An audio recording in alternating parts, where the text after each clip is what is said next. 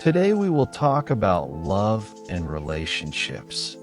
It is important for people not only to find the right partner, but also to learn how to love themselves. Without this, any communication and any relationship will be incomplete. True harmony begins within us. Dr. Joe Dispenza emphasizes that if we want to build healthy and happy relationships, the first step must be self-acceptance. We need to learn to see our strengths, acknowledge our weaknesses, and stop fighting ourselves. Only then can we overcome the inner limitations that prevent us from moving forward. Many people are stuck in the past. They continue to carry pain, disappointments, childhood trauma, or memories of failed relationships. These experiences become a heavy burden that prevents us from believing that we deserve love and happiness. But the truth is that every person deserves love. The true source is pure love. It does not depend on external circumstances, on other people's opinions, or on past experiences.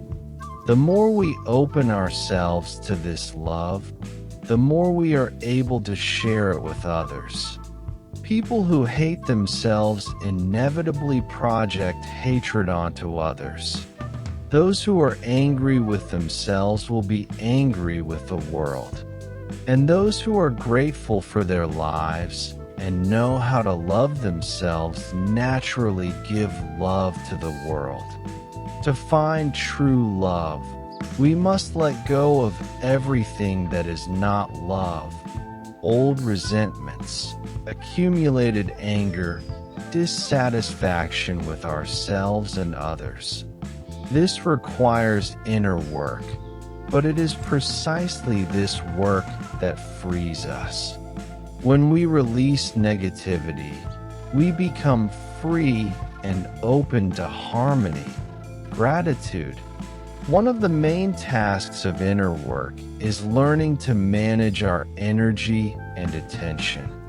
Attention determines what we focus on, and energy amplifies whatever we place our focus on. When we experience love, we begin to feel more whole, centered, and harmonious. This sense of wholeness reduces the need for excessive desires and makes us calmer and more confident. True love is different from egoism. It makes us selfless and open. When we live from the heart, we become more inclined to give, to care, to be present for others, to express gratitude, and to show kindness.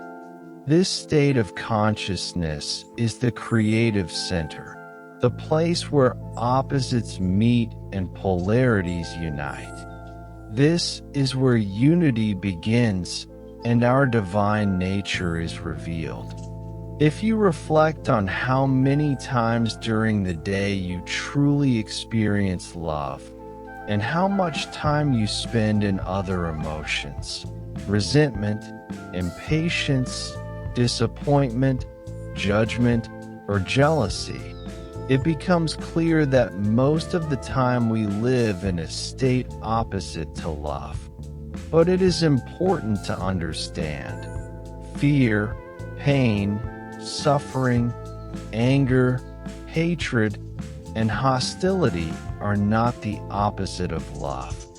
They are simply separation from it, a loss of connection to its source. Life in separation from love becomes life in survival mode. And survival mode is constant stress. Stress triggers chemical processes in the body that make us feel anything except love.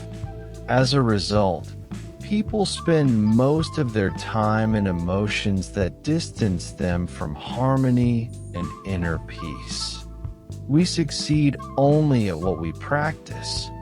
If we practice survival emotions, they begin to control our behavior and shape predictable thoughts and reactions. This requires practice, mindfulness, gratitude, and inner work. When we choose love again and again, we gradually change our perception, our body, and our life. We begin to see the world differently, not through the lens of fear and survival, but through the lens of unity, harmony, and creativity. Love is not just a feeling, it is a state of consciousness.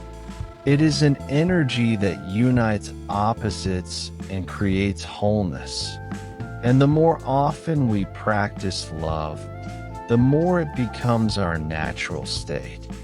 A person very often lives in a state of survival.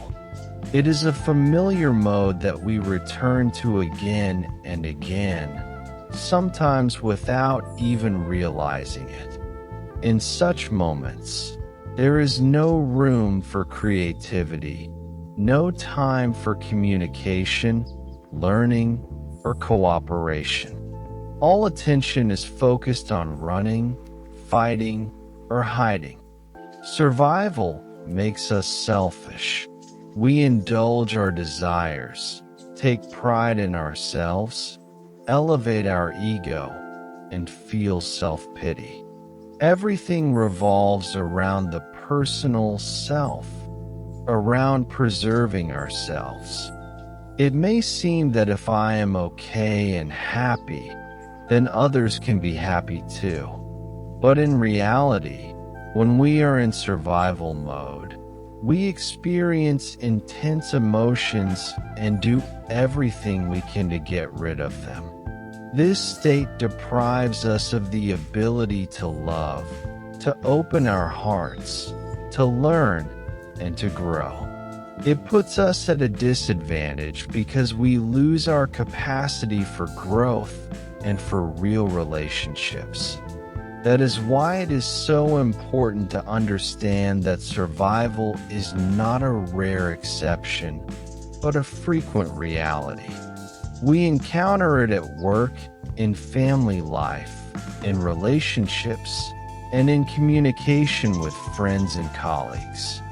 When we live in constant tension, we cannot build healthy connections. This raises a key question: what role does love play in relationships?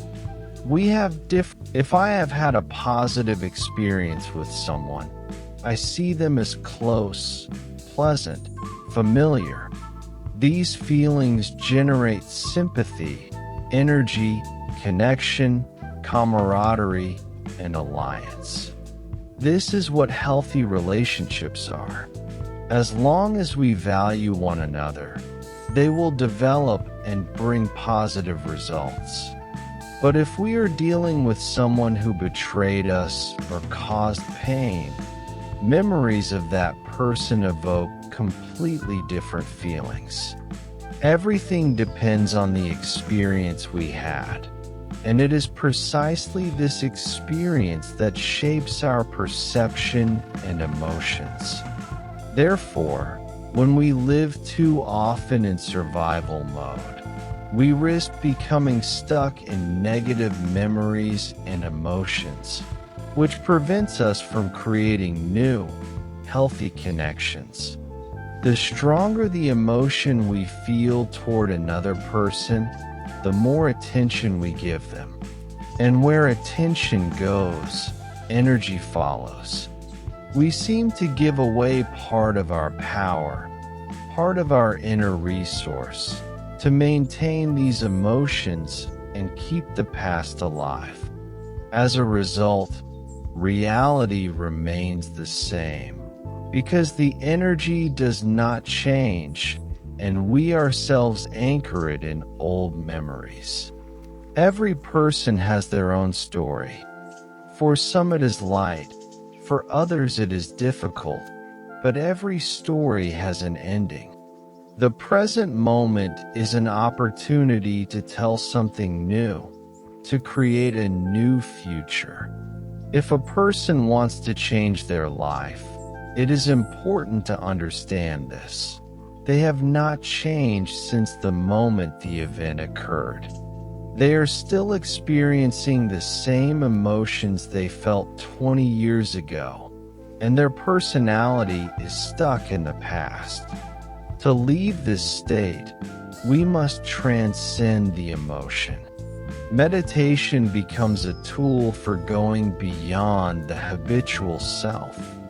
During the process, frustration, anger, when we reduce the intensity of the emotion, we stop directing attention toward the person or problem and reclaim our energy.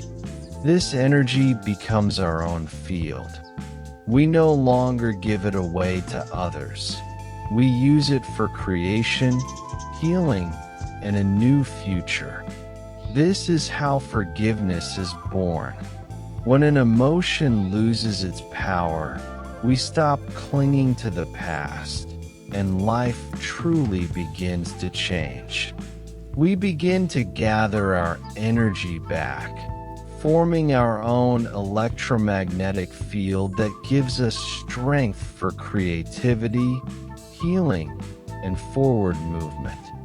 Why do people hold on to resentment and anger for so long? Because they are afraid it will happen again. Any trauma makes us vigilantly monitor signals from the environment, people, and circumstances to be prepared for the worst. We live in anticipation of bad news instead of letting go of the past. We constantly scan the world for threats, and this keeps us in survival mode. We often continue to cling to the past even when the person is no longer in our lives. We hold on to a story, an event, an emotion that should have already passed, but remains with us. We carry it inside, return to it again and again, and it becomes part of our identity.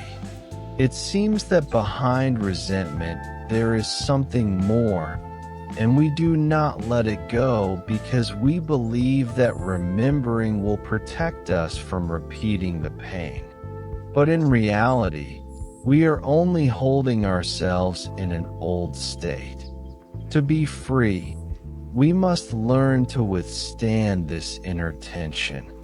It does not matter how intense the pain is or what the body is doing. What matters is continuing to bring it back to the present moment. It is like training. Again and again we hold attention, staying at that moment. The energy that was bound to the past is released and flows into the heart. A feeling of self-love arises and self-respect appears. We reclaim our power, stop giving it away to other people's stories, and begin to build our own field of action. This field becomes the source of our energy and inner freedom. This is the moment when true liberation occurs.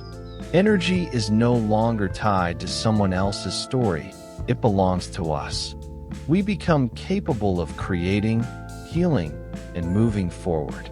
We stop being prisoners of the past and begin to shape a new future. This is forgiveness, not agreement with what happened, but liberation from old emotions. Forgiveness opens space for new feelings. It allows us to stop clinging to old memories and begin living differently. We no longer spend energy holding on to resentment. We direct it toward creation, growth, and self-love. And this is what restores our strength. A person who lives in resentment makes themselves unhappy. A person who judges others makes themselves unhappy. One who complains, blames, justifies themselves, or feels sorry for themselves also makes themselves unhappy. No one else does this. We hold ourselves in unhappiness. But when we learn to let go, when we reduce the volume of emotions and reclaim our energy, we begin to feel self-respect and self-love. We become free from the past and open to the future. This is the path to inner strength, true healing, and the creation of a new reality.